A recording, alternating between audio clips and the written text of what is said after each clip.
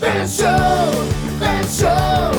He's a monster on a mission to talk to lots of folks. The Van Show, Van Show. Hey everybody, it's the Van Show! Woohoo! Yeah! That's what I'm talking about. Yeah, buddy, because today we got a super duper special guest. We got the one and only Baptiste Paul. Say hello, Baptiste. Hey everyone, how you doing? We're doing great. Fantastic. Thank you so much for coming on the show. Perfect. Thanks for having me. I'm excited to be here. Oh my goodness, you might be the first person we've had on this show that sounds even more excited than me. Oh really? Oh yes. Then bring it on. Hey, we're just gonna shout at each other the whole show. Why not?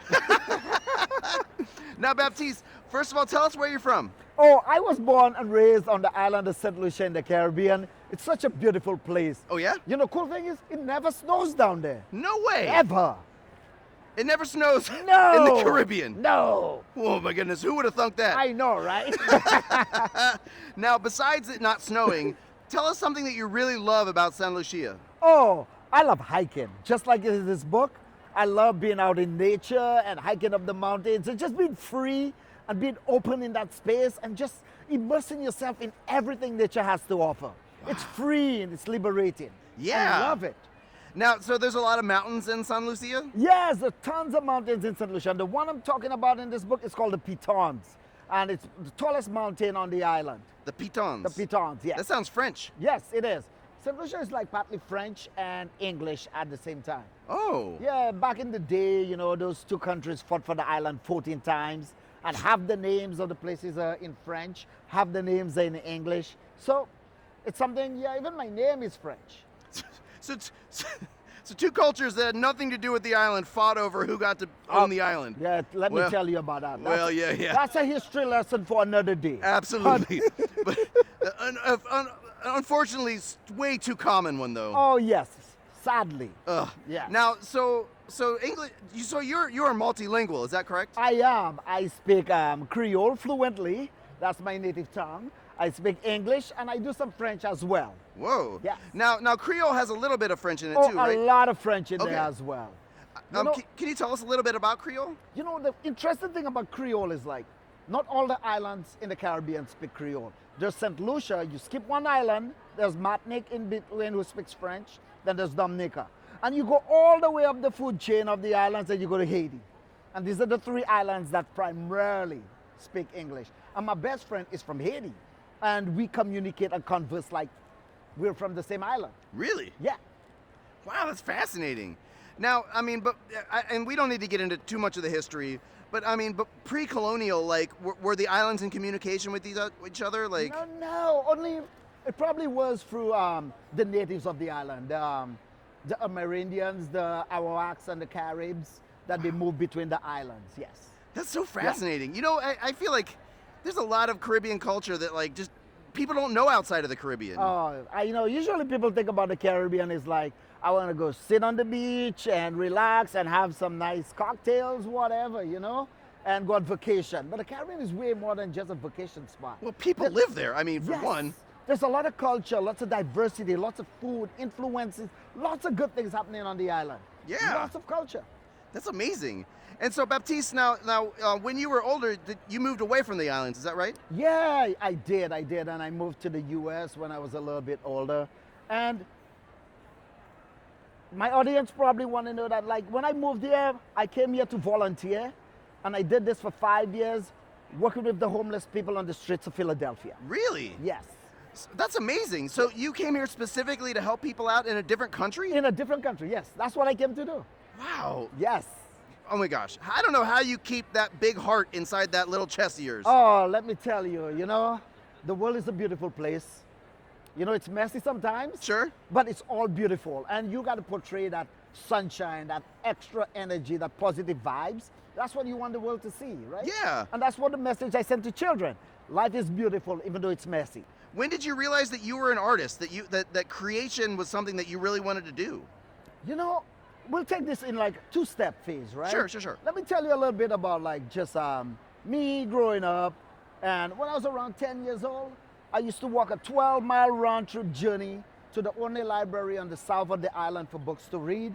Yeah, me, little kid, backpack on, you know, barefoot, walking down the road. Oh, my goodness. Then I would cross, a river. Then I would scale the airport fence, run across the runway, scale the fence again, jump into town, go to the library, get my books to read, and I would repeat this every week, 10 books. Oh my goodness, You know, it was an adventure just getting to the library. That was it. I love an adventure. For real, I could not sit still when I was a kid. And I needed adventure, and I needed to do things, so hey.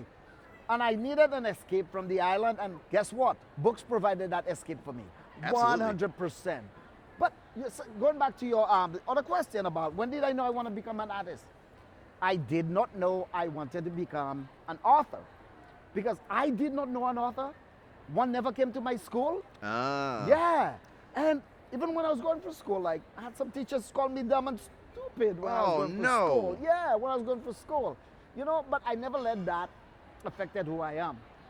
But in my 30s, that's when I realized like I have this love and this passion for books, even though I've always loved to read and loved to write things. But during my 30s, let me tell you, that's when like I realized like, telling my kids stories and they love it.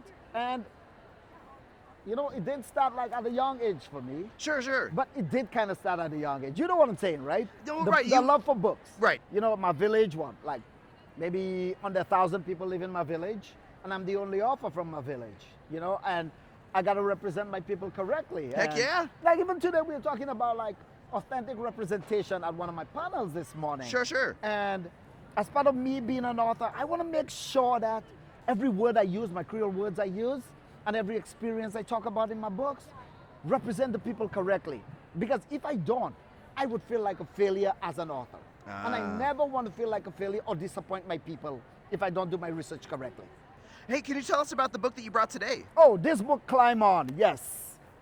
It is a true story about an experience I had with my daughter hiking up a mountain, the Pitons in St. Lucia.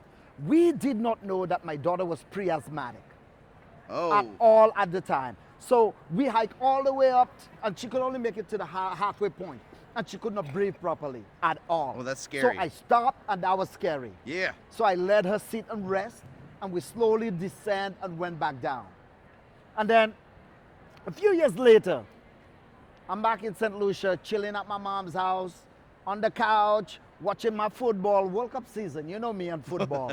I love my football. I'm not talking about this kind of football. No. It's the one where you kick the ball. Yeah. That's the kind of football I'm talking about.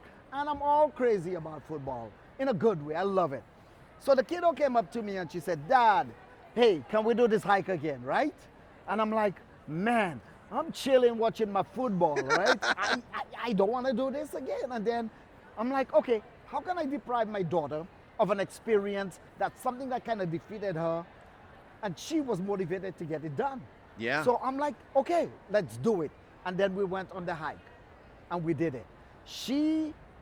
It took us longer, right? Much longer this time to get all the way up to the summit. However, when she got there, she used the word wow over and over and over again. Oh, just the word wow. And I sat with that word for 5 years before I could craft this story. Wow. 5 years. Wow. And when I looked at this word, all I could see was visuals and images all around me for 5 years. So I had to tell the story. Yeah. Well, because, I mean, it was not only a beautiful scene, I imagine, like just visually being on the top of that mountain and seeing the island, but like the achievement that represented. For my daughter. Yes, exactly. Absolutely. It was all about her, and this whole experience was about my daughter experiencing nature. But there's another message in this book that most people don't pick up on. And it's a really complex message, but I'm gonna bring it down a little bit Sure. everybody. It's about people of color reclaiming nature. The space that was once seen as a negative space for us, I'm inviting everyone, especially children of color, to reclaim that space. Because Yeah. it's beautiful, it's uplifting, it's rewarding, and you can explore so many different things. And it's a part of growing and developing and pushing past all those negative things that were done to us Yeah. growing up. So I encourage everyone, especially people of color, to just grab this book and dive into nature and reclaim that space that once was stolen from you. That's absolutely. You're 100%. That's amazing, Baptiste. You're so thoughtful about everything. It's. I don't know. I'm really blown away. I didn't know what to expect. You know, I just met you the other day and asked you to come on the show because you were really happy and seemed really outgoing. And man, you are one of the most incredible people I've ever met in my life. I'm just a simple guy, you know. But I do what I do, and I love what I do. You're honest and you're caring, and like you go out of your way to help people because you see the beauty in humanity. It's a perspective that's so inspiring and necessary. That's the gift I want to share to the world. Like every day we do something different to change someone's life. And the one question that you can begin every day with, right? Every single day you wake up in the morning, you ask yourself, who am I?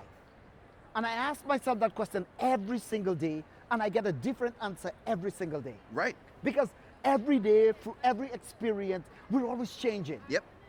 And if you're honest with yourself and you ask that question, you will become a better person. That's so incredible. And really, I mean, you know, they say like, you know, you become the person you want to be, but you're already that person. Like you are already there. I'm on the journey. You just need to recognize it. I'm No, on I the don't mean you, and I mean everybody. Yes, absolutely. Everybody is the person they want to be. They just need to see it. Absolutely. 100% agree. Oh, Baptiste, this is wonderful. This has been such a great conversation. Thank you for coming on the show. Oh, I appreciate that. I appreciate that. Thank you for having me. Yeah. Goodbye. Bye. That show, that show, that show, that show.